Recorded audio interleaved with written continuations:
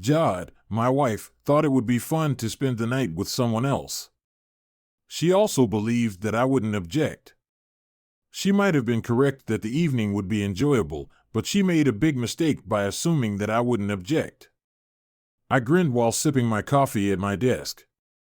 I reflected on my morning with Jod, my wife. Although she goes by Jodel, everyone just calls her Jody. She was excellent. We mostly just dated each other after meeting in high school. I say mostly because, despite the few instances in which we got into arguments, we both ended up dating other people before getting back together. 2 weeks after my 18th birthday and 1 month before prom, we each gave the other our virginity.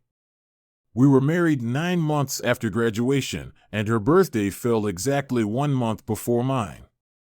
She was the only sexual partner I had ever had, and I knew she had never had any. My mobile phone rang.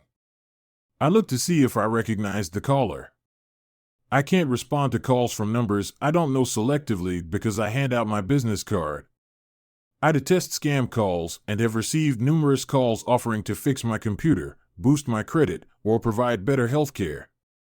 However, the calls that claim to be from the IRS and that I have a problem with my tax return and that they will send the police after me if I don't call them right away really irritate me. I hate con artists and thieves, and as soon as I spot one, I start telling them what I'm going to do after I shove a broom up their ass. However, I can take calls from honest people who are trying to make a living. Usually, they quickly hang up after that. All right, my phone rang. The number for Jody's office appeared on the screen.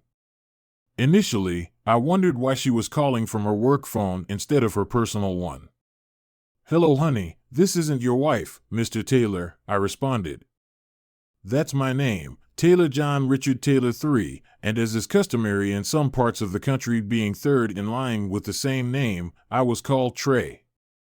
Jod works for an insurance company, I sell RVs, and concentrate on high-end carriages. Neither Jod nor I graduated from college, but we think we're doing okay. We live in a house owned by my mother and stepfather and pay no rent while we save money to buy our own place. We like the house and the neighborhood, and to be honest, we're in no hurry to move. My name is Michael Hamilton. I work with your wife.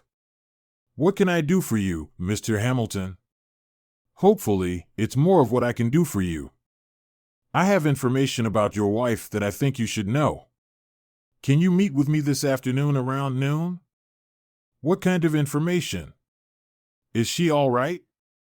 She was fine the last time I saw her, and as for the information I have, I prefer to discuss it in person. Look, Mr. Hamilton, I don't know what kind of joke you're trying to pull on my wife, but I don't have time for this. Just tell her I didn't fall for it, and I'll see her home. Wait a minute, Mr. Taylor, this isn't a joke, and she doesn't know I'm calling.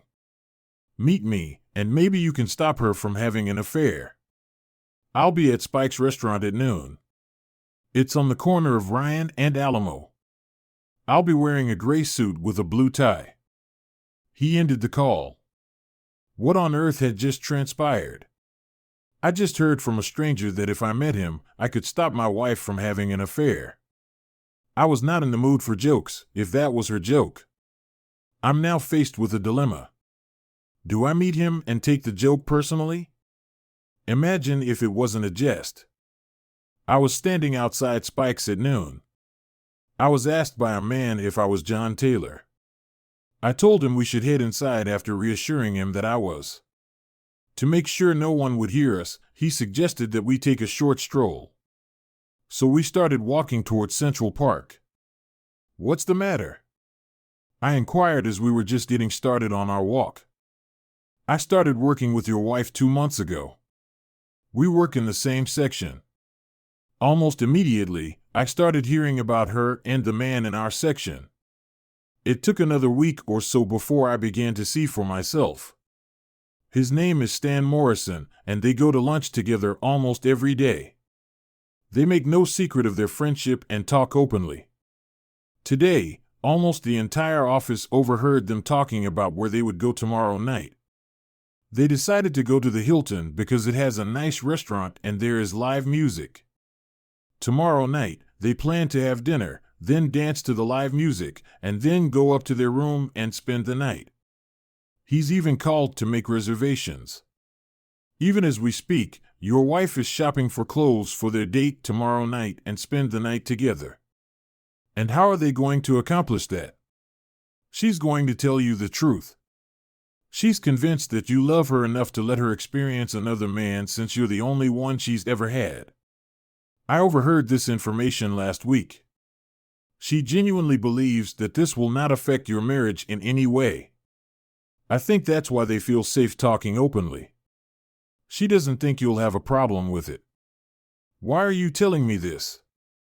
I was married for 9 years, and my wife had an affair. The legal system screwed me more than her lover ever screwed her.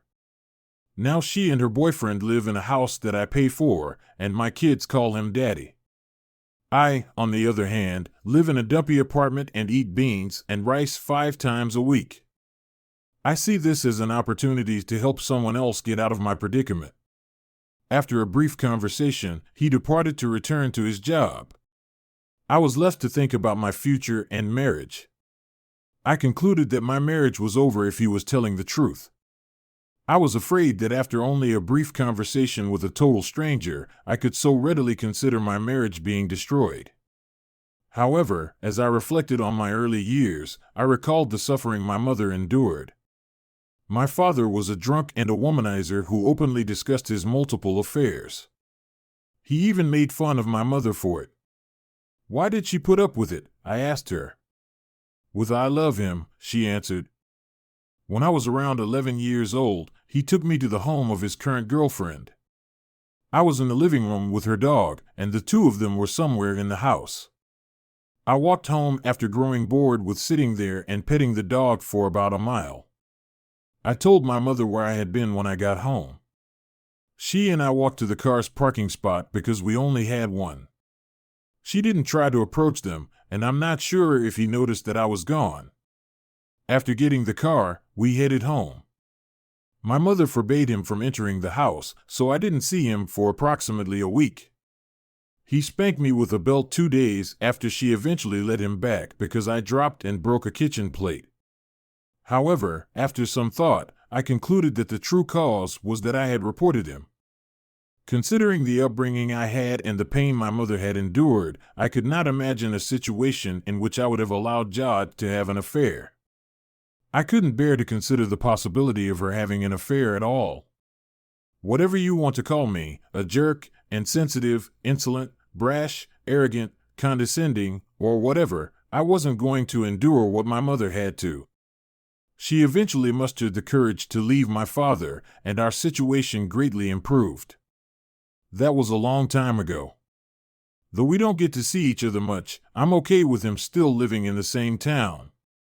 She got married again and is overjoyed. Jod and I reside in the home that she and my stepfather own, as I previously stated. What should I do at this point? Should I confront Jod or disregard the information I was just given? Watch and see what transpires. You can't wait for a customer to come in the door prepared to buy as a salesperson. You need to know your product inside and out, take initiative, give out business cards, make calls, interact with people, plan ahead, and be persistent. If what Michael Hamilton told me is accurate, then knowing your product in this situation could be problematic.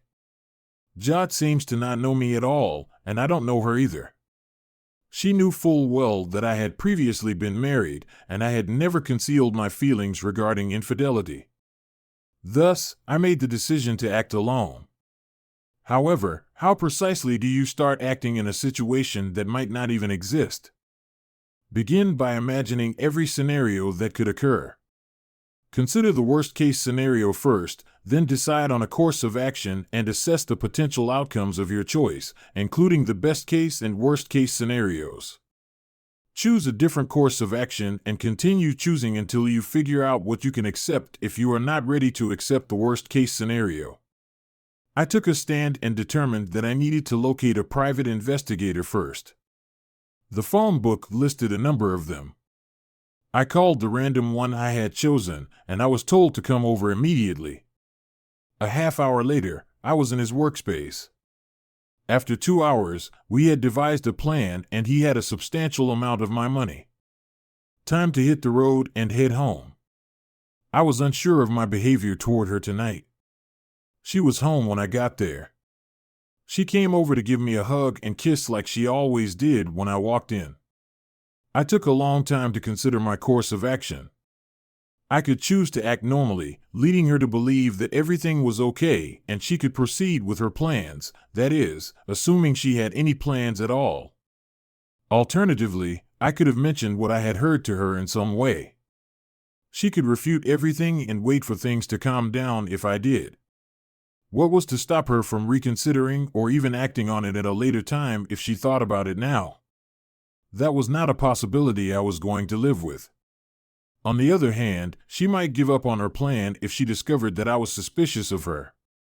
I chose to behave normally. She was waiting for me to fry the pork chops. Dinner was almost ready. When I did, we had dinner. It was more difficult for me than I had anticipated for me to act normal. Either that, though, or, as Michael Hamilton put it, she was so self-assured that she was entirely natural and unaffected. I went upstairs to get ready for bed about 11 o'clock. Jod had fallen asleep earlier. I took a shower and went to bed, but I couldn't fall asleep. She got up, dressed, and went downstairs at 6 in the morning. After a few minutes, I got dressed, got up, and went downstairs. She had vanished. The number of times either of us has left the house without exchanging goodbye kisses is so many that I could count on one hand. Among them was this one. I called my boss on Friday, which is typically a good day for RV sales, and told him I would be taking the day off.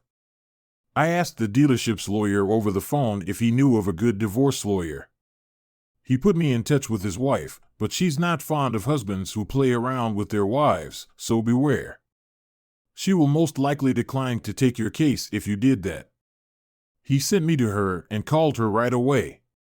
I related to her what I had discussed with Michael Hamilton.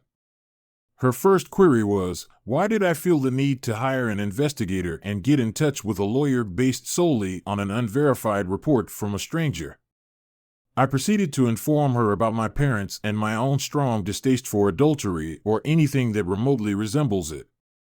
She suggested that I hold off and get his story verified. She added that she really had nothing to lose by having a small affair if Jod was as certain as Hamilton claimed that our marriage would not suffer. I told her that no matter how small the affair, I would never put up with it. I want Jod delivered to us by Monday at the latest, assuming she follows through with her plans for tonight. I'm going to have to swallow a lot of crow if Hamilton is telling the truth or not. Though I'm skeptical, I'll be prepared if he is telling the truth. She told me that by 1 p.m., all that would need to happen was for her to provide the location where she would be served, once the paperwork was ready. Back at my desk, I was pitching the van to a retired couple who had been together for nearly 50 years. I was apprehensive to sell a 45-foot motorhome to an elderly couple at first, but after speaking with them and observing their interactions, my reservations vanished. He moved more deftly than I did, and he seemed younger. Actually, I was envious of their relationship as well as his seeming youth and vigor. After working with them for a few weeks, they now appeared prepared to purchase. We took them down the highway in the car they had chosen. The driver of the vehicle, Mr. Jacobson, appeared at ease and self-assured. Their last name was Jacobson. I found it difficult to focus on my task, but I relished their conversation as they deliberated over the advantages and disadvantages of being a motorhome owner. After a long and happy marriage, they were just what I had always wanted Jod and me to be. In the end, I chose to provide them with an additional incentive. I chose to refer to it as the trade discount. Though I had never done so before, I added a portion of my commission as an extra discount because I thought they were great. Grinning, they paid for the van and drove off. Time to head home was now. When I got in touch with my investigator, I was told everything was prepared. My car pulled into the garage at 5:30. Jody's vehicle was parked where it usually was. There was no scent emanating from the kitchen when I stepped inside to prepare dinner. I was at my most composed, cool, and collected. I pushed the desire to go look for her aside as I set the package the investigator had given me on the mantelpiece. I waited to see what would happen while I was seated in the chair. It wasn't a long wait. She arrived at 4 or 6, looking opulent, wearing what appeared to be the same outfits that Michael Hamilton had told me she had purchased the day before. She was carrying her overnight bag and looked stunning. "Wow, you look gorgeous. What's the occasion?" I responded. I was shocked to see how composed she was and how much my sense of calm, cool, and collected had been replaced by a huge cold knot where my stomach should have been. "One of the guys at work has been pushing for me to go out with him, and I thought it would be fun." "What do you mean, go out with him? Like on a date?" "Yes." "What kind of date?" "Well, we thought that since you're the only man I've ever been with, I'd be interested in having sex with someone else." "You can't be serious. You're spending the night with another man. There's no way in hell I'm agreeing to that." "And who the hell is this you're talking about?" "I wasn't asked that." "It's no big deal, just one night of play. I'll come home tomorrow, and it'll be like nothing ever happened. Besides, I can learn a couple tricks you might like. There's no way you're going out tonight and having fun with someone else." "Don't be silly." "Of course, I will, Jod. If you do, our marriage is over." Then we heard a horn. She said, "That's him," and walked toward the front door. I did it before her. I asked that you please not do this as I stood in her way. "Now you're really stupid. Have a nice evening thinking about how much fun I'm having. Tomorrow when I get home, we can get into it. Good night." She tried to kiss me as she stepped around me and said, "I have to go. I'll be home tomorrow around noon, and you'll see that nothing has changed." I was not present when she got in the car. Reaching the fireplace, I switched off the recorder I had positioned there. Upstairs, I carried the trash bag box. I had to spend nearly 2 hours getting rid of every trace that she had ever lived here.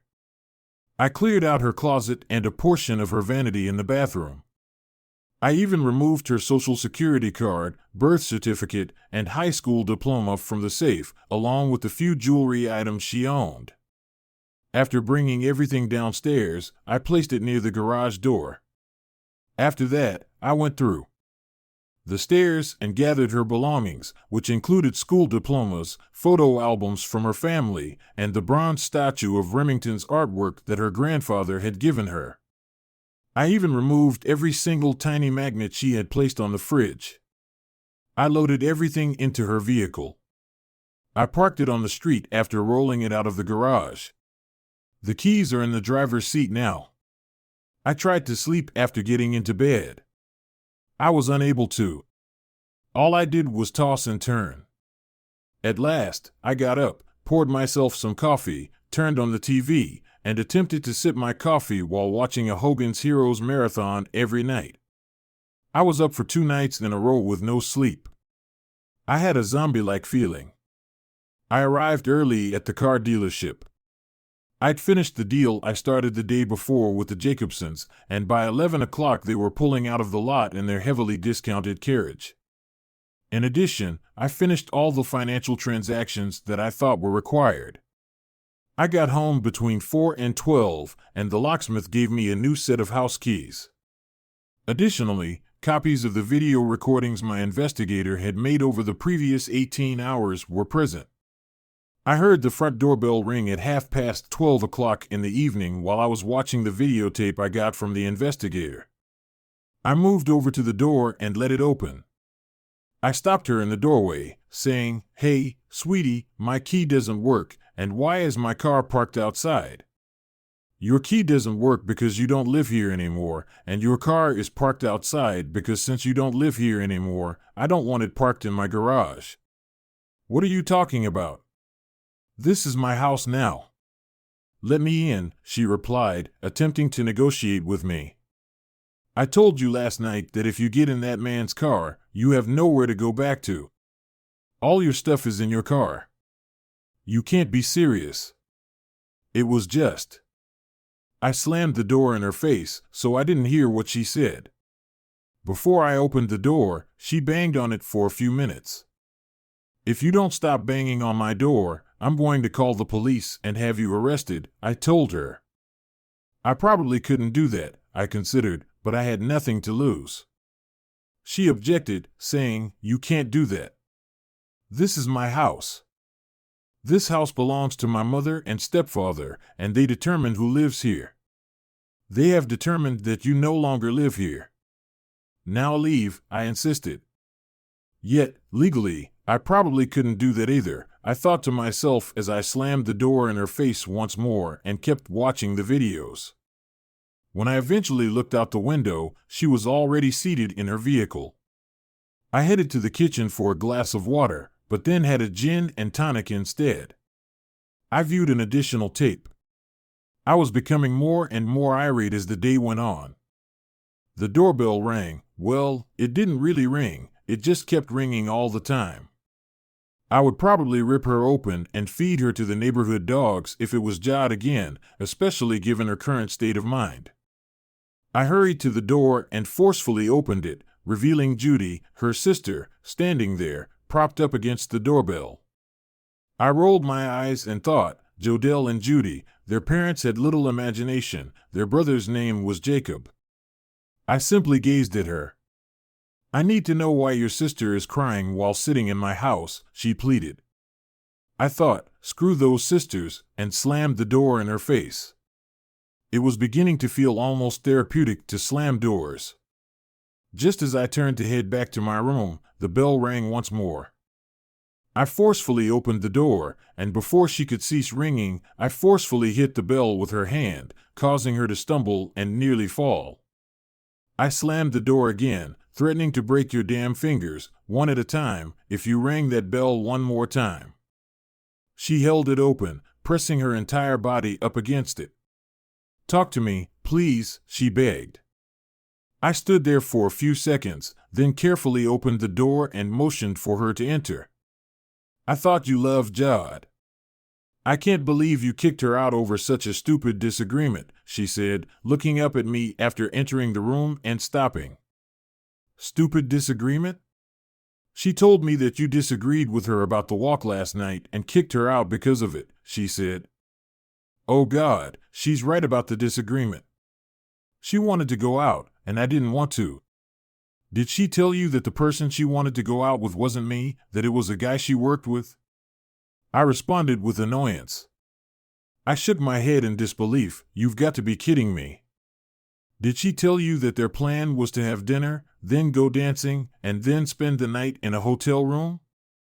She objected, saying, You're making it up. You can't be serious. She took a seat. And she told you she was going to come home tonight and show me what she learned? I replied with disbelief. Listen, I played her the audio tape I'd made the night before. I had no idea, I said. Yeah, neither did I. So what are you going to do, divorce her? She inquired. I shook my head. Oh no, any chance of getting over it? I cut her off as she tried to say something else. Look, Judy, I have no intention of forgiving or forgetting what she did. This marriage is over, period, I said with conviction. She shrugged and got up after nodding and giving it some thought for a few minutes. I led her to the entrance. She gazed at me as she stood there. I let her out by opening the door. I did nothing all evening and Sunday morning. I downed 2 more glasses of gin and tonic and consumed 2 grilled cheese sandwiches. My spirit was rapidly being overtaken by self-pity. A knock on the door was heard. Judy was there. She said, half jokingly, I knocked because you said you'd break my fingers if I rang the bell one more time. It didn't take long. I've been talking to Jod all day. What you told me is true, she admitted. It wasn't easy for her to tell me about her date, but she finally came clean. "What you don't know is that nothing happened," she said. I motioned for her to enter and take a seat. Next to her, I took a seat. I questioned, skeptical, "What do you mean, nothing happened?" She told me that after he picked her up here, they went to the hotel. They ordered a bottle of champagne before ordering dinner and had time to drink half of it when the waiter took their dinner order. By the time dinner arrived, they were already working on the second bottle of champagne. Halfway through dinner, it was empty. After drinking all the champagne, they decided they were too drunk to dance and headed upstairs to their room. They had intended to have fun but were too drunk to accomplish what they had planned. They both passed out. She woke up first and realized what she had done. She woke him up and insisted he take her home, Judy recalled. "Well, that's quite a story." "You believe her, don't you?" Judy responded. "I believe that she and some man spent several days, maybe weeks or months, planning a date. During the planning process, they spent time together at lunch and at work, maybe even after work. They talked and made plans. Over the time they spent together, they grew close. They laughed together, they took walks together, they exchanged secrets. He probably knows more about my marriage than I do. Hell, I know he knows. He knew my wife was planning to cheat on me. Maybe they held hands. They may have kissed or even fondled each other. They planned to spend the evening and night together to do it. That sounds like the ultimate in disrespect and betrayal, not love," I reasoned. "You don't believe her, do you?" she asked, glancing at me. "No, I don't." "And you're not going to forgive her even if nothing happened?" she asked. "Not in this life," I replied. When we got to the door, she let us in. She held back. "Jod and I are going through a divorce. If she goes to any lengths to prevent it, it's going to be very complicated. By the time it's over, you probably won't like me. Can we still be friends when this is over? So any friendship we have will probably come to naught." "I see. Well, that might be pleasant. I believe I will miss you." After saying those things, she softly closed the door behind her and walked out. My phone had been off more often than on since Saturday afternoon. Jod had tried to talk to me too many times before giving up. I was able to talk to her father, who tried to persuade me that nothing significant had happened between Jod and Stan, so we should just move on. I told him the same things I had told Judy, and after our conversation, he realized that divorce was inevitable and hung up the phone. On Monday, I called my attorney and told her what had happened the previous weekend. I also asked her to serve a summons on Jod, who I knew would be at work or at her sister's house. I was told that the summons would be served by the end of the day. After that, I had a long day and don't really remember what I did until just after 4 o'clock in the afternoon, when I got a call on my cell phone from Jody's office. "Trey Taylor, it was me." "Mr. Taylor, this is Michael Hamilton."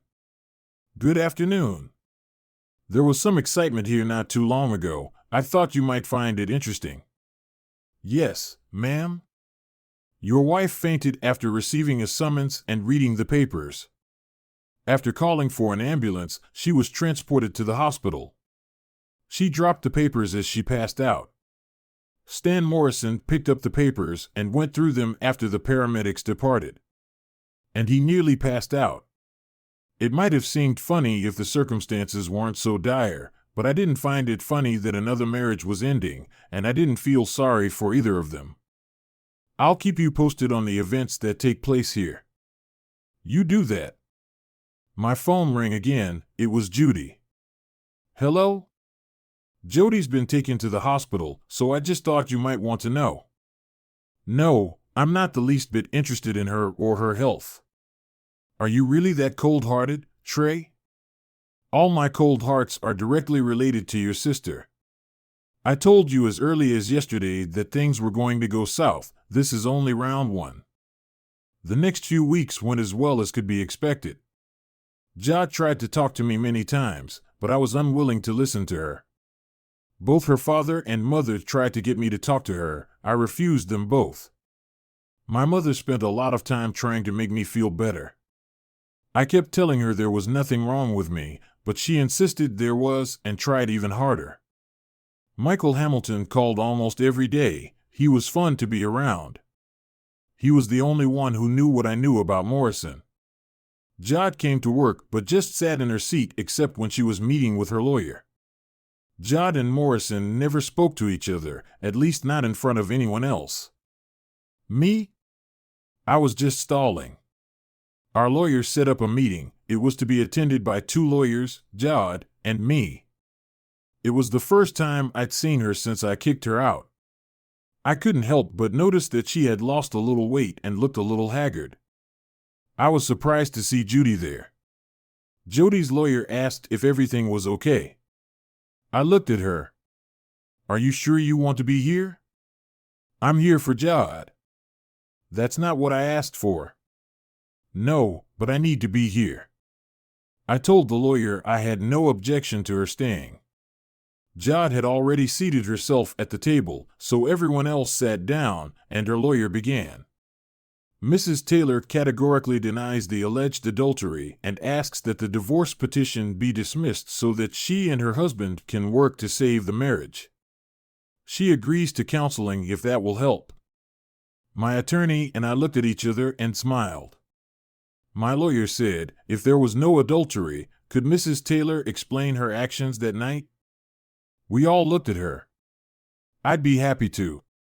I'll start by saying that a gentleman friend of mine came to pick me up."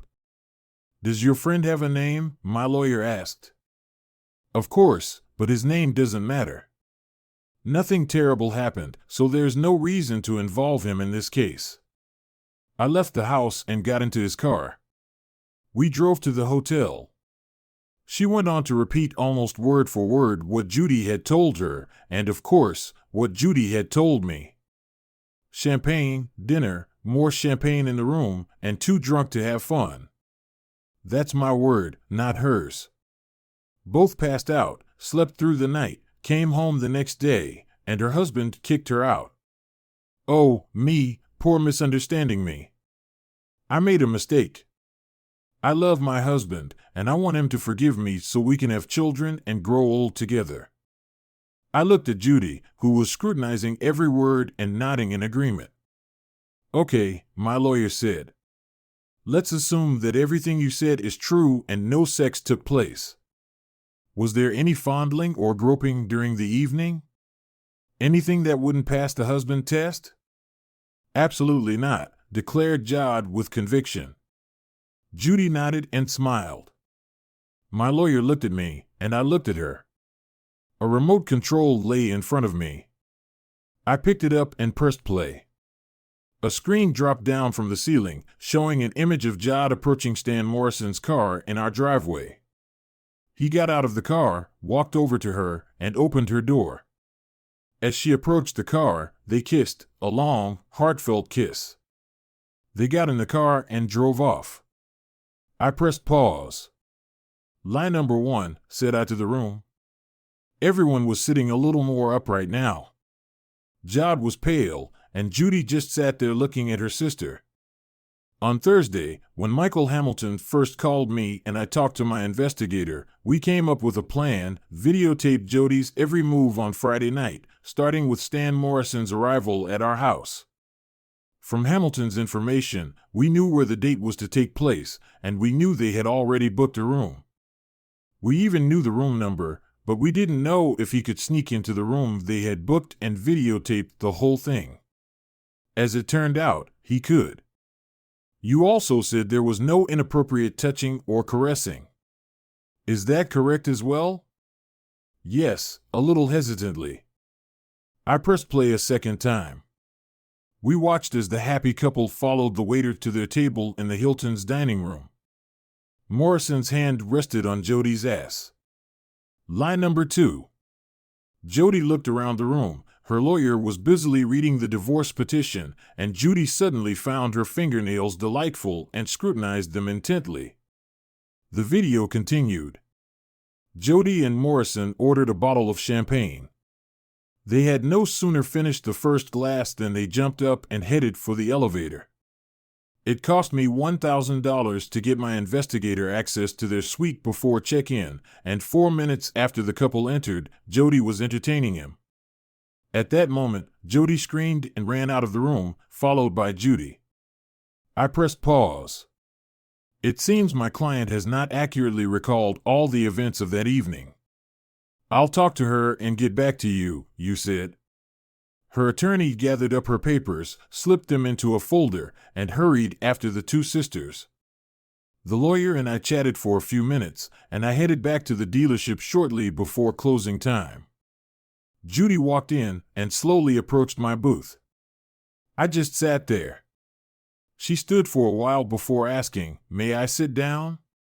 "Help yourself." Silence. "You knew, didn't you?" "Knew what?" "When I came to your house that first Saturday, you already knew they were sleeping together." "Yes, I watched the video before you came in, and I can promise you they weren't sleeping around that much. They were doing it, Judy. She's my wife, and she let herself do it." "Why didn't you tell me?" "I'm not sure. I guess I was hoping she'd admit it and agree to a divorce. If she had admitted it, I would have agreed to something other than adultery. Then you and your family wouldn't have to know what she did. I always liked your parents." Silence again. My cell phone rang. I answered it without hesitation. "Trey Taylor, this is Michael Hamilton."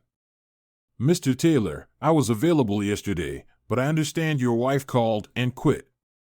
She didn't even come in to clear her desk. Thought you might like to know." "Thanks. Let me know if you find out anything else."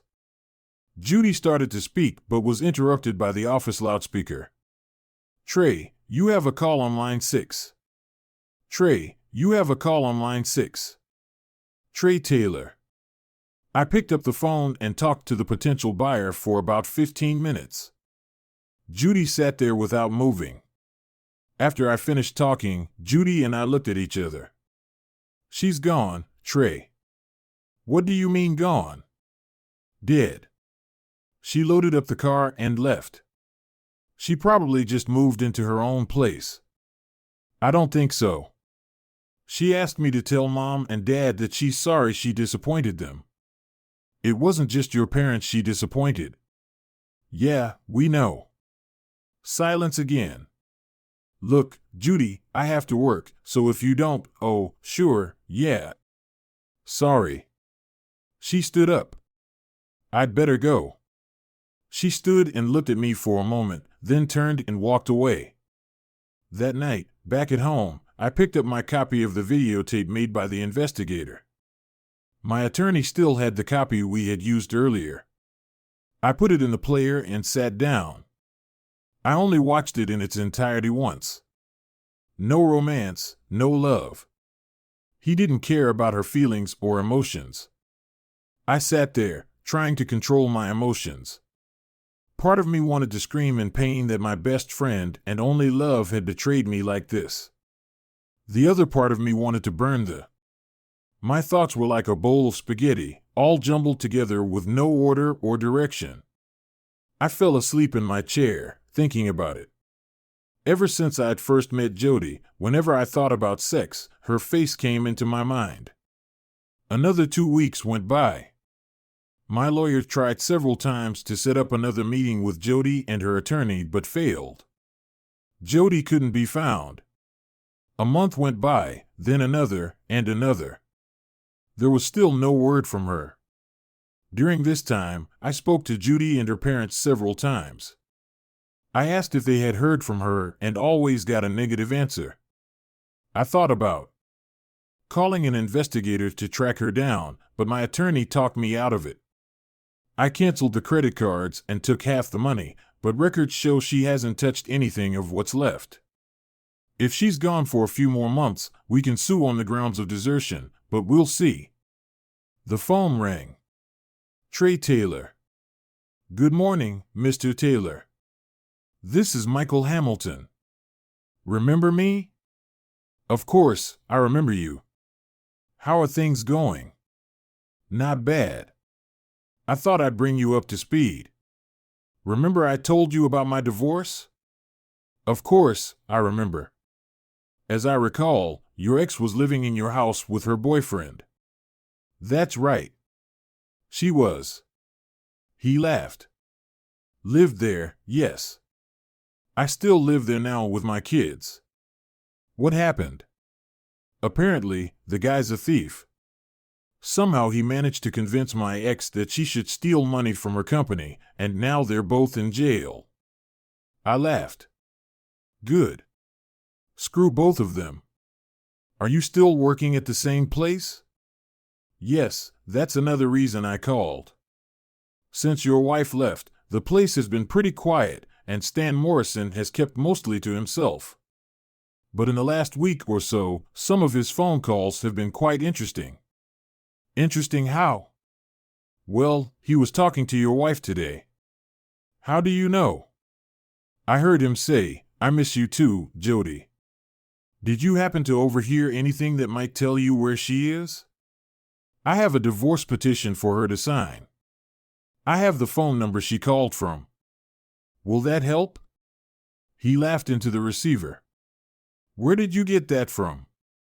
After Morrison finished talking to her, he went back to his desk, put the phone down, sat for a couple of minutes, and went into his boss's office. I walked over, picked up his phone, looked at the last call, and wrote down the number. Simple and easy. Great job, Mr. Hamilton. Thank you. And if you hear anything else, keep me posted. He then gave me a number, which I gave to my attorney. The area code was South Florida. I decided to make the call. Hello? Hi, Judy. This is Trey. What do you need, Trey? Do you or your family know anyone in? Why? Because I think Jody is there. Why do you care where she is? Because I want a divorce, and to speed up the process, she has to get the papers and sign them. When are you going to ask? Ask what? Where in Florida does she live? I don't need to ask. My lawyer is working on finding her even as we speak. Maybe I can save him the trouble. She lives in Fort Lauderdale. Why are you telling me this now? Why didn't you tell me before? Over the next few days, she and I talked several times. She gave me Jody's address and told me that she had spoken to Jody and informed her that the divorce papers were ready. I gave the address to my attorney, who almost immediately sent Jody the divorce papers. Judy and I decided that Friday night we would go out to dinner and then come back to my house and watch the video. She didn't fail to point out that Revenge Entertainment P was off the table, and if that was my plan, I should forget about it.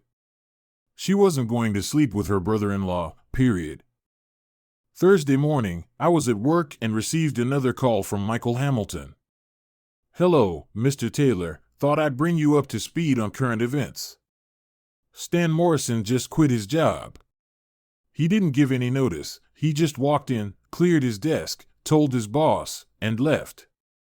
He told one of the office staff that he was moving to Florida. Well, that's interesting. Thank you, Mr. Hamilton.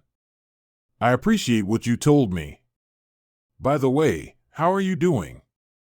Very well, thank you for asking.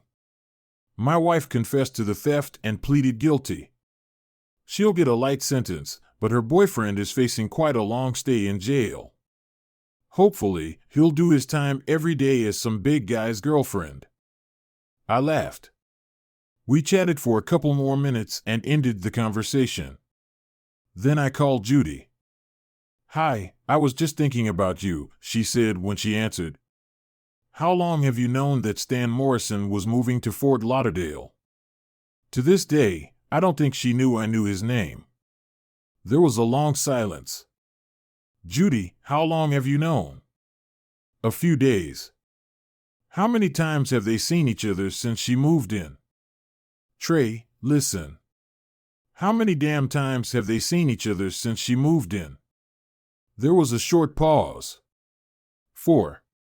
She's been here twice, and he's traveled there twice. They've seen each other 4 times that you know of, and you were okay with knowing she was still having fun with that? And you were okay with her coming back to me after all that, Trey? She's my sister. I ended the conversation. My phone immediately rang. It was Judy. I ignored that call and the next 3. I sat in my cubicle for a couple of minutes and then went out to the repair shop. I enjoyed talking to the mechanics and watching them work on the vans. One of the mechanics was a good friend of mine. He was retired last year by the Army because of an injury he received in Iraq. His left leg was torn off below the knee and 2 fingers on his left hand. He and my boss were the only 2 people at the dealership who knew about my situation. We went outside, sat down at the employee picnic table, and I brought him up to speed.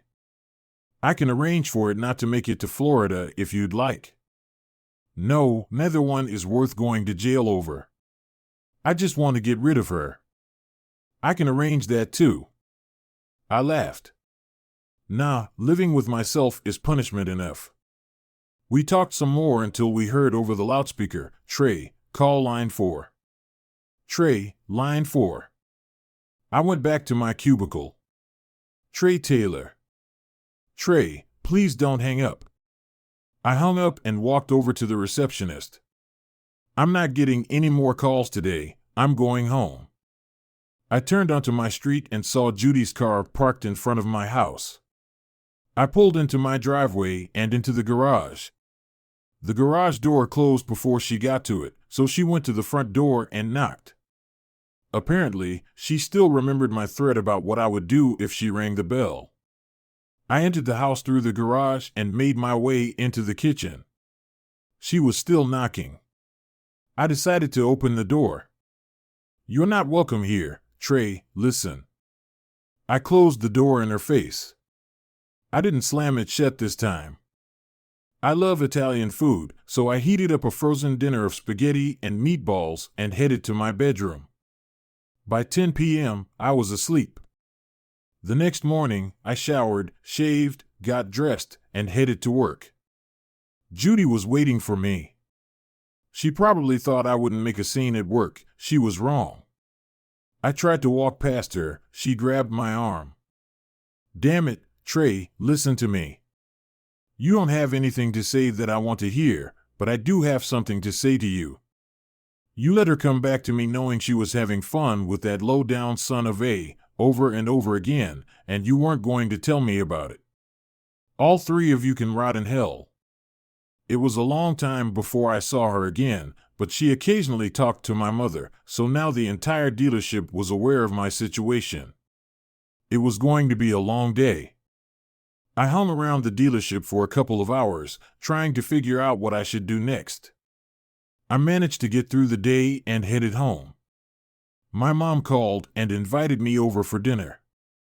I went, and she made Italian food, of course. She, my stepdad, and I enjoyed the food and most of the evening. The enjoyment ended when she said, I was talking to Judy today, Mom. One more word about this family, and I'll leave. Trey, listen to me. There's something you don't know. I know everything I need to know. Mom, Ja cheated, and I'm divorcing her. Good, that's a good thing she cheated, and you're divorcing her, but what are you going to do about the baby? Oh, Mom, you're not going to fall for that, are you? There's nothing to fall for, Trey, she's pregnant. I talked to her myself when she was here. You what? I literally jumped up. I saw her, and she told me she was here, and you didn't tell me, Trey? She asked us not to. So you listened to a certified cheater and disregarded your own son's feelings? We thought you needed a little more time to forgive her. Forgive her? Have you lost your mind? Have you forgotten what it's like to live with a cheater, honey? Things are different now. It's a different world. People are freer to try new things. I jumped out of the house. Was I really living in some universe where everything was upside down? My mother had been through hell with my father cheating time after time, and now she was telling me that cheating might be okay for my wife. I loved my mother, but her naivete was astounding, and her gullibility, God help her, but in the age of smartphones and the internet, she would still buy an encyclopedia from a traveling salesman. But telling me I had to forgive Jod was overkill, even for her. I headed home. But I drove past my house and didn't stop. I ended up at a car dealership. I had my keys and went inside. There was a couch in the employee lounge, and I laid down on it and tried to slow my thoughts down. It didn't work. I tossed and turned until almost 5 o'clock before I fell asleep. I woke up at 10:30. At this point, my boss came in and saw me sleeping. So, he put a sign on the door and asked everyone not to disturb me. When I did start moving around, one of the salesmen told me that the boss wanted to see me in his office. I felt like crap. My back hurt from sleeping on the couch. I needed to shower and shave, and my mouth tasted awful. But I went to see the boss. "Trey, you need time off, and I have a way to get it. Do you remember the Jacobsons, that older couple you sold the beautiful Blue Pro to a few months ago?" "Yes, anyway, last week they were in Vancouver, Canada, and he had a heart attack. He'll be okay, but the carriage needs to go home. They want someone to bring him back, and they asked for you." "Sounds right up my alley. When can I fly out?" "You can fly out tomorrow. Janie will find you a flight. Use the company credit card for expenses." "Sounds good. Now, get your ass home, get cleaned up, and packed. The return trip will take about 4 days. I'd take 10 if I were you. The Jacobsons aren't in any hurry to get anywhere, and I don't need you back here too soon. Just give Ben all the deals you have pending, and he can sort them out for you." Upon arrival in Vancouver, I went straight to the hospital. Mr. Jack had a lot of tubes and machines hooked up to him, and Mrs. Jacobson was fiddling with him, trying to make him comfortable while he grumbled that she was bothering him and keeping him awake. They both had smiles on their faces. It was obvious that they just wanted to be near each other and seemed grateful for it. I stood like that for a few minutes, watching them contentedly. I realized I was smiling for the first time in a long time. Mrs. Jacobson looked up and saw me. "Trey, it's good to see you," she said, giving me a hug. "Hi, Trey. How was the flight?" I picked up Mr. Jacobson. "Now be quiet, Robert, you know what the doctor said," said Mrs. Jacobson, patting my arm. "I can tell him to be quiet, and he can't argue with me because it's doctor's orders." She winked at me. We sat and talked and watched as Robert drifted in and out of sleep. Every time we thought he had passed out, a nurse would come in and check his vitals, adjust his medications, or do some other medical-related job. Mrs. Jacobson told me where the motor bus was located. She also told me that their 2 grandchildren were with them, but the grandson had flown home. Their granddaughter was packing to take them home when Robert was discharged, but she, the granddaughter, would be traveling back with me. We had finished talking when the granddaughter walked in carrying 2 small suitcases. She was about my age and as attractive as the girl next door. We were introduced to each other, but she ignored the introductions and me, even snorted before she spoke to her grandmother. They chatted for a while, then turned to me. "Darla," she pointed to her granddaughter, "has been driving our car for the last week or so. We towed her behind the carriage. She'll take you to the bus, and you can do whatever you need to do to get it ready to go." Darla started to protest, but was interrupted. "Stop it, Darla," I told her. "We'll be fine, so don't worry about us," Mrs. Jacobson said, looking at me. "No offense, Trey, but Darla doesn't want to go back with you. She thinks she needs to stay with us. By the way, Trey, your boss told us that you might need a few extra days to come back because you took some time off. You might want to consider traveling through Yellowstone. We promised Darla we'd drive through it on the way home. I'll see what I can do, Mrs. Jacobson, and we started to leave. Oh, Trey, here's the letter authorizing you to get the bus across the border. Your boss said it was a good idea. She pulled the letter out of her purse, held it out to me, and kissed my cheek. Thanks for doing this, and be careful. Darla and I headed to the car and then to the RV park. She drove but kept grunting and moaning but never said a word to me directly. I tried several times to strike up a conversation, but she made it clear she wasn't interested. So, I stared out the side window. When we pulled up to the bus, she immediately went inside. I wanted to strap the car onto the bus and be ready for an early morning departure, but she took the car keys with her. I went inside and asked her for them. She literally threw them at me, and I had to dodge to avoid getting hit in the eye. What the hell is wrong with you? I asked, reaching down to pick them up. I'd been dealing with women for the past few weeks, and I was damn sick of it. I'm not your damn maid. She slammed the refrigerator door shut, walked to the bedroom, and closed the door. That was it. To hell with these women. They'd already gotten on me enough, Judy, my mother, and now this. I didn't even know. I've had enough of them. All of them. Mrs. Jacobson was the only one who was even remotely civil. 10 days, I hadn't heard one polite word from that person all day, and I wasn't going to put up with her pathetic behavior any longer than necessary. I'd get that coach home in no time. The less time I spent with her, the better. I went outside, disconnected the outside power and water lines, went back inside, got in the driver's seat, started the engine, entered Houston, Texas into the GPS, pulled up the controls, put it in gear, and drove south. It was already 6 p.m., and I didn't want to start the car until the next morning, but little Miss Gooding in the bedroom made me change my mind. By 8 o'clock, I had crossed the United States border and gone through customs. She had to step outside to do so, after which she returned to the bedroom. The fuel tanks were full, so I had 200 gallons of number 1 diesel, and the big engine wanted to pump and pump, which we did. At 7 o'clock the next morning, we were in Burley, Idaho. I had stopped twice during the night to make coffee and sandwiches and was more than a little tired.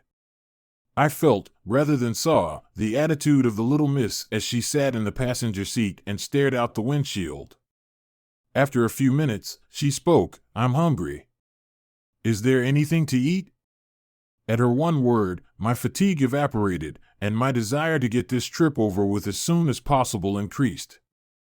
Remembering what she'd said to me the night before when I'd asked if she had anything good to eat, I replied, "I'm not your damn maid," I said, pressing down on the gas pedal. She gave me a glare and then stormed back into the bedroom. A little before 9 o'clock, I really needed to piss, so I stopped by the rest area. I went into the restroom on the bus and peed. When I got off, she had already opened the front door and was getting off the bus. "If you get off the bus, you can't get back on because I'm leaving," I said.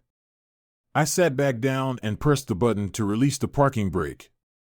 I put it in gear. Just in time for her to storm back into the bedroom. By noon, my ass was aching. Driving 18 hours wasn't the best idea, but I was driving, and my ass was sore, so I pulled into another parking lot, parked between two 18-wheeled trucks, and lay down on the couch. I passed out almost immediately. I woke up to the hum of a diesel and the sensation of motion. I sat up and looked at the clock. I had been asleep for 5 hours. Miss Attitude was in the driver's seat, and we were driving fast. I got up and walked over to where I could look over her shoulder. After watching for a couple of minutes, I decided she knew what she was doing. Apparently, her grandfather had taught her well. I made a cup of coffee, sat in the passenger seat, and sipped. 2 hours and not a word, good. However, I was starting to get concerned about the fuel situation. We had been driving for about 25 hours or so at an average speed of 60. We had traveled about 1,500 miles. At 8 miles per hour, we had burned almost all of our fuel. I decided to bring up the subject. "We should probably stop at the next parking lot to get gas," I said. No response. "I'm sorry, but we may need fuel," I added. "I took care of that while your sorry ass was snoring," she replied. She was full of surprises, this girl. I went back to the couch and soon fell asleep again. I didn't see her go to the bathroom, eat, or drink. She must have had time to do everything while I slept. For another 3 hours, I slept while she drove. I was impressed with her ability to drive and control her bladder. Finally, she pulled into a truck stop in Dumas, Texas, and parked. It was a little after 10 o'clock in the evening. She got up, and I watched as she made a sandwich, grabbed a soda from the fridge, and disappeared into the bedroom. That was my cue to drive, so I did. After making 2 chicken salad sandwiches and brewing a thermos of coffee, I got in the driver's seat and headed for Houston. I stopped once during the night to take a leak and buy some Cheetos and coffee. At 8 o'clock in the morning, I pulled into the parking lot of the Houston dealership. I needed to sleep, but I also wanted to use the restroom, so I opened the door and went downstairs. It was the first time I had gotten off the bus since we went through U.S. Customs. When was that? A week ago? Of course not, but it felt like it. It had actually been less than 40 hours. My butt was dragging, but at least I was done with Little Miss Attitude. I used the restroom normally reserved for our customers because I really needed to go. I got out just in time to see Jacobson's car pulling out of the gate. The driver's window was open, and a middle finger was hanging up in the air. I returned the greeting. It was almost time for the staff to arrive, so I decided to make coffee in the employee break room. As I walked in there, I felt the couch calling my name, and I answered. I didn't move until 3 o'clock in the afternoon. I got up, yawned, scratched my butt, and walked out the door. There was a note written on it in large letters that said, if I woke up, I would see my boss. I walked down the hall and knocked. "Come in," I entered. "You know, the other employees are getting tired of you monopolizing the break room." I yawned. "I got a call this morning from Mrs. Jacobson." I scratched my ass again and sat up. It was a very interesting conversation. A pause. "She wanted to know how you did it." I was in a hurry to get back, so I made myself drive too long and too hard. "Oh, we know how you got home. She was curious to know how you did it without killing her granddaughter." "What?" Apparently, the granddaughter is a real pain in the ass and doesn't seem to care at all about other people's feelings. The Jacobsons didn't want to send her home with you, but they didn't want her with them either. She caused them nothing but inconvenience the entire time she was with them on the trip.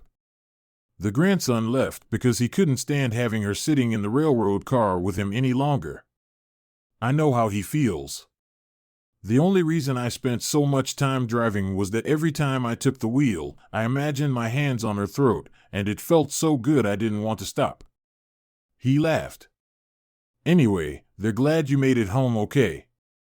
Mr. Jacobson will be discharged in another week or so. All indications are that after a little recovery period, he'll be as good as new. They want us to service the bus. We'll do that and have one of the guys drive it to them. That's good news both about him and keeping the coach. I thought they were going to want to sell him. Oh hell no, they like him, and they've even talked about becoming full owners of the RV. Okay, now I want you to go home for a couple of days and get some rest, but no buts, damn it, just do what I tell you to do. It might give the other employees a chance to get their break room back." I'd only been gone 3 days, but it felt like much longer. I came home, took a much-needed shower, shaved, and went to bed. Over the next 2 days, I slept for probably 30 hours, but at some point, I had to get back into the real world. The first step in that direction was, I assumed, to check my phone and see what I had missed. I hadn't thought about it at all over the past few days. I started looking for it. I looked in the pockets of the clothes I wore on the trip to Vancouver, but it wasn't there. I called my boss and asked him to check the break room and coach's room to make sure it was there, but it wasn't. Damn, how many customer calls had I missed? I headed over to the dealership. There were a few messages from customers there, and I started answering them. By noon, I was up to speed. I went into the employee break room, made myself a cup of coffee, and was just starting to head back to my cubicle when I saw her walk in, little Miss Goading. I turned and headed for the staff area. I stayed there, hiding for about 10 minutes when the loudspeaker came on. "Trey, come to my office, please. Trey, to my office." I took my time and sipped my coffee. "Trey, into my office, please," I knocked. "Come in." "Oh good, there you are. I believe you know Darla Jacobson." She was telling me about the trip from Canada. She just sat there. I looked at him in bewilderment. I had, of course, told him all about the trip. A glint appeared in his eyes that I'd only seen a couple of times before, once when the dealership had an exceptional sales month and he saw nothing but dollar signs. Another time when his twin sons got scholarships to attend the University of Texas. The bastard was enjoying it. He grinned. "Miss Jacobson is here to return your cell phone. Apparently, you left it in her grandparents' car." At that moment, his phone rang. "If you two will excuse me, I have to take this call." She stood up, and I indicated for her to leave the office. She walked into the showroom, and I followed her at what I thought was a safe distance. She stopped, and I did the same. She turned to face me and held out her hand. And it was my cell phone. I was too far away from her to take it, so she took a couple of steps toward me. I backed up the same number of steps. She almost smiled. "Am I really that bad?" She took a few steps to the nearest table and placed the phone on it. Yes, she stepped away from the table, and I picked up the phone and headed back to the service area. The thought of saying thank you didn't cross my mind. "Trey," I stopped and cautiously turned around to her. "I heard some of your messages. I couldn't help it. I heard them when they were left. You did a huge favor for my grandparents, and you're dealing with your own problems. Trey, I'm really sorry for the way I acted." She turned and walked out of the salon. Well, isn't that, she had a soft side, and it even seemed genuine. I went to my stall and sat down. It had only been a couple of minutes when there was a heavy rumble from outside. I looked toward the street and saw that at least 2 cars had been hit. Normally, I don't get involved in these things and let the professionals handle it, but one of the salesmen who was outside came in and said, "Trey, I think that silver car is the lady who came to see you." Oh, I ran to the scene of the accident. It was her. The medics weren't there yet, but one person was trying to stop the bleeding on Darla's scalp. Someone else was dealing with what appeared to be a broken arm. Darla looked up and saw me, and this time she actually smiled. "You always catch me at my best." Then she passed out. The EMTs arrived shortly after and stabilized Darla and the passenger in the other car and took them to the hospital. I heard them tell the police investigator which hospital they were going to. I went back to work. I had been sitting at my desk for about 15 minutes when I remembered the Jacobsons. I thought I should call them and let them know about Darla. I did so and assured them that she didn't seem to be in any danger. Cuts, bruises, and maybe a broken arm, but I thought she would be okay. I heard Mrs. Jacobson say this to her husband. Then I heard his reply, "A broken arm, too bad it wasn't her neck, that might have knocked some humanity into her." After the husband had been sufficiently punished, Mrs. Jacobson asked me if I would call Darla's parents and let them know. She gave me their number, and I called. Then I remembered my cell phone. There were 54 messages, half from my mother, the rest from Judy, potential clients, and one from Michael Hamilton. I called the potential clients and set up 4 appointments for the next couple of days. The others I ignored. I left work at 5 o'clock and headed home. The hospital the ER doctors said they were headed to was very close to my house, but I ended up there anyway. At the information desk, I learned that her room was room 646. I went there. When I walked in, she already had visitors, her parents. "Trey, I'd like you to meet my parents." "Mom, Dad, this is Trey Taylor." "Trey, my parents are Ralph and Joanna Jacobson." "Nice to meet you, Trey," Darla's mother said. I bet she didn't, I thought. How could you stand 2 days with her on that little bus? "She would have driven me crazy," said her father. "It's not a bus, Dad. It's an intercity bus." "It is a bus, rather fancy one, but a bus nonetheless." "Don't mind him, Trey." "How are you?" "Fine, except for a broken arm and a few stitches." "Well, I'd better get going. Just thought I should check on you. Take care of yourself." "Thanks for stopping by," said her father. "Thanks for calling my parents and us." "You're welcome. Goodbye." I went home and started debating with myself about whether or not I should call my mother. The debate was short-lived, the negative side won because I couldn't see the positive side, and so it went on for about 3 weeks. My mother and Judy repeatedly tried to call, but I ignored them. Even my stepfather called. I talked to him but cut the conversation short when he tried to connect me to my mother. My attorney mailed the divorce papers to the address Judy had given me. Apparently, she liked living with Morrison and having fun with him because her signature was big, bold, and written in bright red magic marker. There was no mention of her pregnancy, if indeed it existed. In about 2 months, I would be a free man. I was beginning to think about staying single. The thought of it brought other thoughts to mind, like the celibacy I was going through. Damn it, celibacy. I had been dry for so long. I only sat for a minute before heading to the bathroom to shower and get ready for dinner. I had just finished getting dressed when the phone rang. Trey Taylor. "Hi, Trey, this is Doy Jacobson." "Well, hello, Mrs. Jacobson. How are you doing? And how's the patient?" "Call me Doy, please, Trey." "He's fine. In fact, even better than fine. We're planning our next trip, and he wants to go to Colorado. But I'm a little apprehensive about how he'll drive in these mountains. What do you think, Doy? This trainer is not going to let him get in trouble. All he has to do is turn on the Jake brake and leave it on. And as long as he doesn't try to break the speed limit, he'll be all right." That's what he says. He's been reading articles about driving in the mountains and really wants to try it. I think I need to take some Valium before we go. She laughed when she said that. I was sure from experience with them that she would go with him anywhere he wanted to go when he wanted to go there, and vice versa. I liked this couple. Anyway, I called to invite you to a little barbecue we're having in honor of Robert's recovery. It's going to be at our house this Friday at 6 o'clock.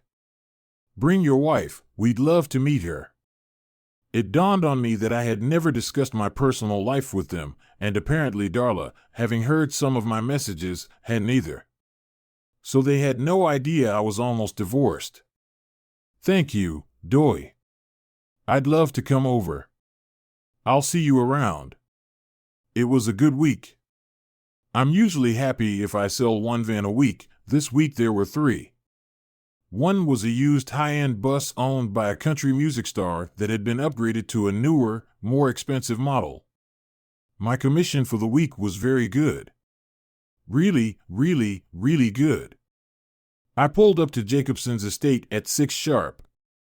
Off to the side of the main house was a large garage where I realized they kept their boat after I had driven it over from Vancouver.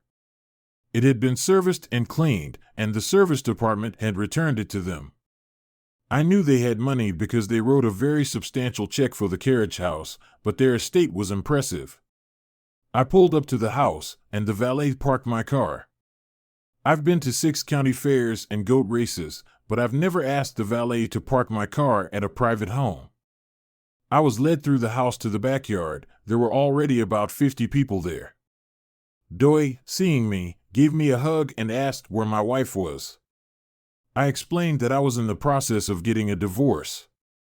She held me at arm's length and told me that my wife was an idiot. She then put her arm around my waist and led me to the rest of the guests. Listen to me, Trey. When you're ready, I know some nice young ladies who would love to meet someone like you. She then introduced me to the rest of the guests as a friend, not the guy who sold them the carriage. I knew that I was going with some pretty big dogs in this crowd and that all the nice young ladies she would introduce me to would be beyond me. I made the decision to stay for a very brief while before leaving. As I was putting the finishing touches on my brisket sandwich and beer, I noticed Darla running away from a guy, and I looked around for Doi and Robert to say goodbye. Although I probably should have assumed she would be here, I was unaware that she was. Turning around to hide from her, I didn't want to be part of that look I'd seen before. It was already too late. She took hold of my hand and said, "Come on, Trey." It was a hand-grabber family. Daddy came first, and now Darla. She guided me into the library inside. This house contained a freaking library. He exclaimed, "This guy is a goddamn. I have a behavior problem and I need help." I turned to leave. "Where are you heading?" "Going before you expel me?" Since I concur with him. It was inappropriate for him to say that aloud and in public. Someone should, damn it, Trey, you're supposed to be on my side. Why? The only courteous thing you've ever said to me was when you were bleeding and possibly delirious on the street. Instead of sitting up, she flopped down. I didn't move. We avoided making eye contact. I said, "How's the arm?" "Under the cast, it itches like crazy. I have to carry this in order to give it a scratch." She took something out of the cast that appeared to be a back scratcher. Because of its small fingers, it was able to slide between her hand and the cast and reach the itch. She gestured to the actors and said, "I'll be glad when this thing comes off." "I've got to go, Trey." "Yeah, if I promise to behave, will you have dinner with me?" "Darla, I'm going through a divorce, so I don't need the extra stress," I said after a little silence. "And I don't think dinner is a good idea because I'm likely to do something that will aggravate you and make things worse." I departed early on Saturday. Mom pressed the doorbell. I opened the door for her. "This is the situation. After giving it some careful thought, I concur with you. There are certain things we cannot compromise on, and other things require no compromise at all. Marriage requires faithfulness. There can be no compromises. You brought back memories of the terrible experience I had with your father, and nobody ought to have to go through that. I'm sorry even to consider the possibility of you winning Jod back. I was conceited, considering only the baby and the prospect of becoming a grandmother. Please pardon me." We hugged after I apologized. After a further hour or so of conversation and hugs, she left in the middle of the morning. My cell phone rang. "Good morning, Trey Taylor. This is Michael Hamilton. I have some updates." "What the hell?" I don't know when he started addressing me by my first name. "What's the news?" Stan Morrison requested his job back over the phone. They declined. I chuckled. "I just figured you might be curious. Regards, Michael." I know him by first name right now. Jacobson's carriage entered the yard just before noon and pulled up directly in front of the house. I was able to see him, even though I was unable to go outside and welcome the customers. For at least 30 minutes, I sat and conversed with potential clients, but nobody got off the bus. After walking them to their car, I went to the bus and pressed the doorbell. Darla responded to it. "Hi, come on in." I got inside the coach. This type of bus has the door directly next to the passenger seat when you enter. The bus is typically reached by 3 or 4 steps. You have to turn left right away after climbing the stairs to avoid running into the driver's seat. The floor is pushed back to cover the steps so your feet don't hang on the stairwell when the bus is moving and the passenger is seated. In any case, I followed her into the living room after getting into the coach. "Have a seat." I took a seat. Lasagna smelled so good coming from the oven. On the kitchen counter were 2 wine glasses. She took one for herself and gave the other to me. She gestured for us to clink as she held out hers to me. When we did, we each had a sip. It was an excellent wine. It was at that point that I said nothing. She retreated from the heat, leaning her back against the stove. She then took a small step back and rested her back on the counter. She swigged quite a bit. "I thought I could have lunch, but you said you couldn't have dinner." I also assumed it would be more private because I was afraid I might embarrass or annoy you in public. My grandparents agreed that it would be a good idea for me to have a coach after I gave them the explanation for my request. I just got mad at him and he made me swear not to drive back. Observe that I stated when, not if. Does he not know you well? She took a rather large sip of her wine, defying the expected explosion of red in her face. She didn't burst out, but her face reddened. I sipped some of mine. After filling her glass, she turned her back on me and remained that way. She turned back to face me after taking a deep breath. "Perhaps you're starving." "I arrived this morning. Even though I say so myself, my lasagna tastes great." She occupied herself with the garlic bread and salad. She was doing pretty good with a cast on one arm, I thought to myself. The doorbell went off. "Bring it in, please." Rising to my feet, I went to the dashboard and pushed the button. The door parted. My supervisor was standing there.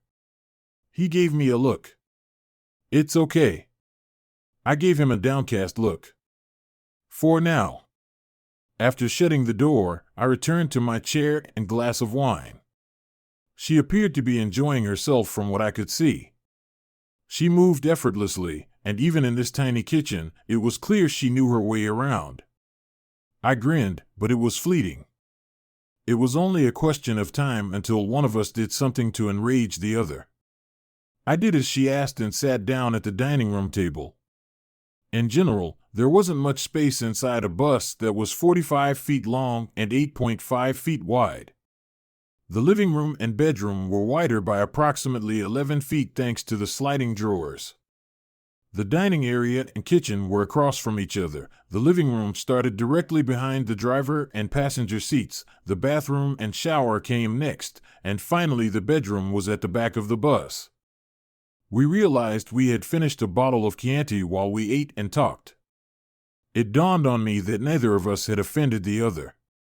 I concluded that it was time for me to return to work after a few hours. "Thank you, Darla."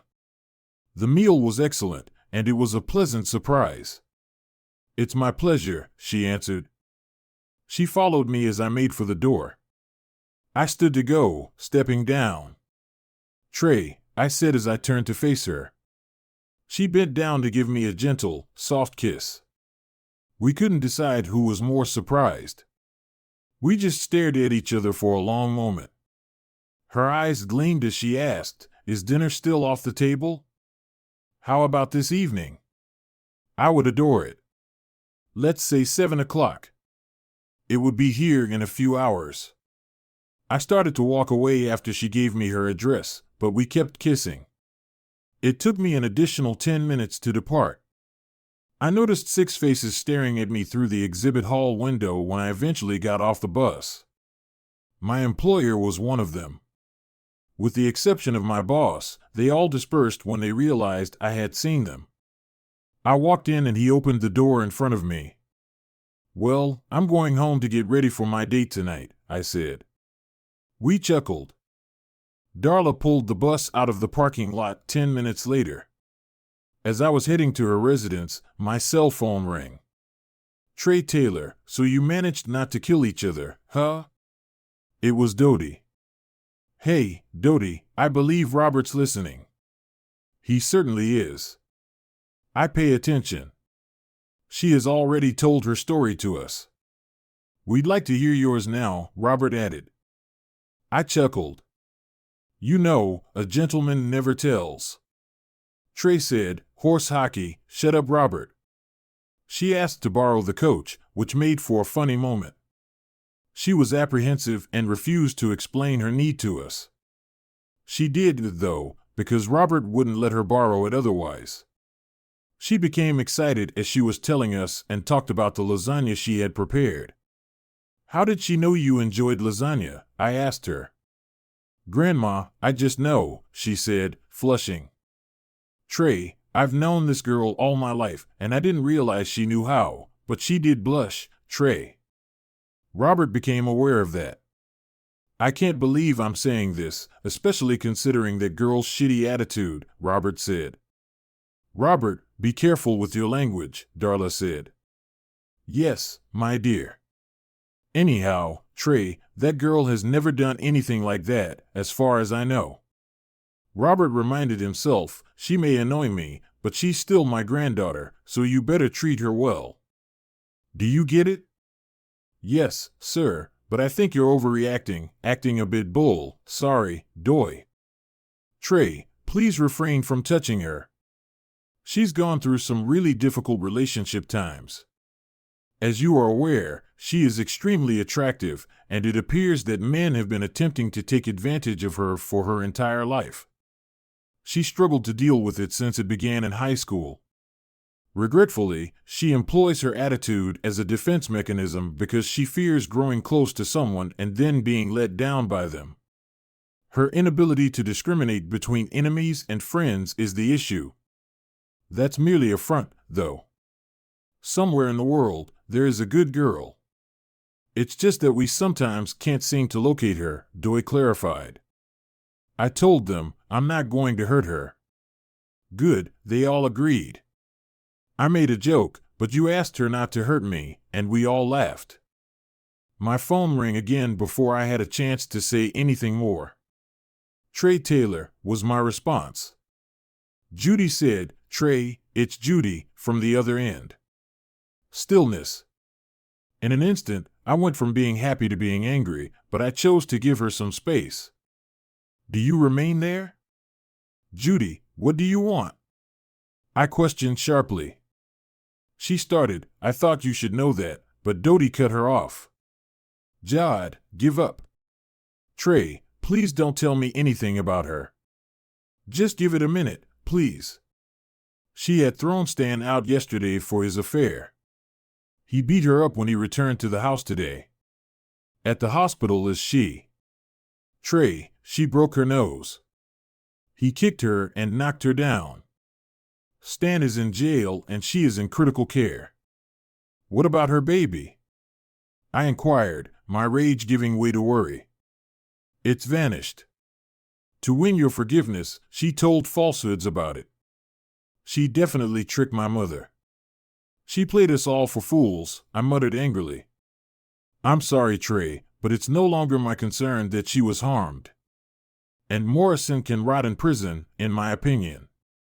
When she got in his car, she ceased to be my wife, and when she signed the divorce papers, it became official. I have nothing to do with what's going on in her life right now. Farewell. Darla resided in a community with gates. It wasn't shocking after seeing her grandparents' estate, but the gatekeeper's response caught her off guard. I told him who I was seeing when he inquired. Really? When he called her to check if she was expecting me, he burst out laughing, and he carried on laughing all the way to the gate.